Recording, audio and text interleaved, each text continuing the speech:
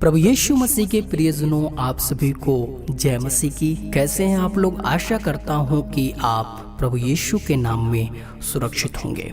तो सो परमेश्वर धन्यवाद हो। आज हम उस टॉपिक पे बात करने वाले हैं। जितने भी परमेश्वर पर विश्वास करते हैं, प्रभु यीशु मसीह के अनुयायी हैं, उनको प्रत्येक दिन ये प्रार्थना करना अनिवार्य है। तो सो परमेश्वर धन्यवाद हो। आज हम बातचीत करने वाले हैं अपने व्यक्तिगत अगुवाई और व्यक्तिगत रक्षा के लिए प्रार्थना कैसे करें। तो सो परमेश्वर धन्यवाद हो। आइए हम परमेश्वर के कलाम से देखें कि परमेश्वर का वचन हमें किस रीति से अपने व्यक्तिगत अगुवाई और व्यक्तिगत रक्षा के लिए कैसे प्रार्थना करना है सिखाता है।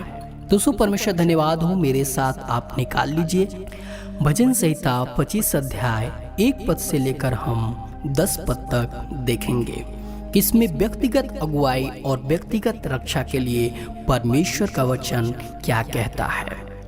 लिखा है, हे यहोवा, मैं अपने मन को तेरी ओर उठाता हूँ। हमें अपने मनों को परमेश्वर की ओर उठाना है, परमेश्वर की ओर लगाना है। अपनी व्यक्तिगत अगुवाई और व्यक्तिगत रक्षा के लिए हमें अपने मनों को परमेश्वर की ओर उठाना है। और दूसरे पद में लिखा हुआ है, हे मेरे परमेश्वर, मैंने तुझी पर भरोसा रखा है, मुझे लज्जित न होने दे। मेरे शत्रु मुझ पर जय जयकार करने न पाए। हालेलुया।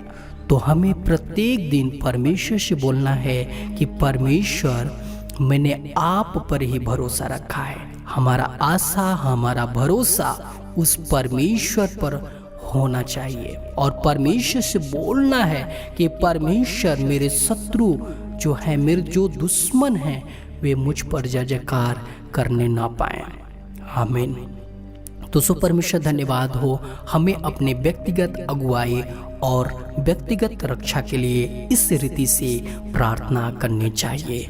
जब आगे के पदों को पढ़ते हैं, 4 पद में इस प्रकार से लिखा हुआ है, हे यहोवा, अपने मार्ग मुझको दिखला, अपना पथ मुझे बता दे।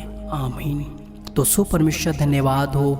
हमें परमेश्वर से बोलना है कि परमेश्वर, तू मुझे अपने मार्ग को दिखा और मुझे उस पथ पर चला जिस पथ पर परमेश्वर तू हमें चलाना चाहता है। क्योंकि मैं चाहता हूँ कि मैं अपनी इच्छा अनुसार नहीं, बल्कि तेरी इच्छा अनुसार जीवन को व्यतीत करें। तो सो परमेश्वर धन्यवाद हो। आगे के पद में लिखा हुआ 5 पद में, मुझे अपने सत्य पर चला और शिक्षा दे, क्योंकि तू मेरा उद्धार करने वाला परमेश्वर है। मैं दिन भर तेरी ही बाट जोता रहता हूँ। हालेलुया। तो सो परमेश्वर धन्यवाद हो। हमें परमेश्वर से बोलना है कि परमेश्वर, तू हमें अपने सत्य पर चला, अपने सत्य मार्ग पर चला और मुझे शिक्षा दे, मुझे ज्ञान दे, मुझे समझ दे। और मैं आपसे विनती करता हूँ कि मेरा उद्धार करने वाला परमेश्वर है तू। हालेलुया। क्योंकि तू मेरा उद्धार करने वाला परमेश्वर है, इसलिए परमेश्वर मुझे उस सत्य मार्ग पर चला और मुझे शिक्षा दे। और आगे के पद में लिखा हुआ है कि हे यहोवा, अपनी दया और करुणा के कामों को स्मरण कर, क्योंकि वे तो अनंत काल से होते आए हैं। तो सो परमेश्वर धन्यवाद हो। हमें बोलना है कि परमेश्वर, तू अपनी करुणा अनंत काल से करता हुआ आया है। परमेश्वर, आज तू मुझ पर अपनी करुणा को प्रकट कर। मैं भी तेरी दया और अनुग्रह और तेरी करुणा से भरना चाहता हूँ और उसके अनुसार जीवन को बिताना चाहता हूँ। और जब आगे के पदों को पढ़ते हैं, 7 पद को, तो उसमें इस रीति से लिखा हुआ है, हे यहोवा, अपनी भलाई के कारण मेरी जवानी के पापों और मेरे अपराधों को स्मरण न कर। अपनी करुणा ही के अनुसार तू मुझे स्मरण कर। आमीन। हालेलुया।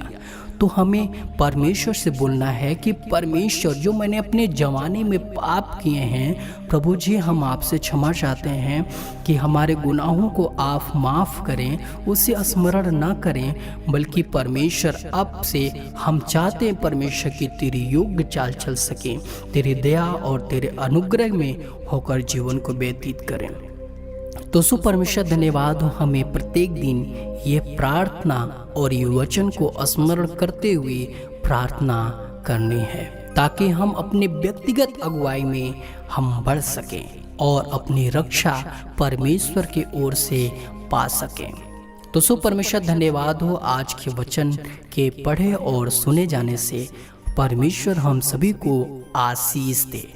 यीशु मसीह के नाम में आमीन।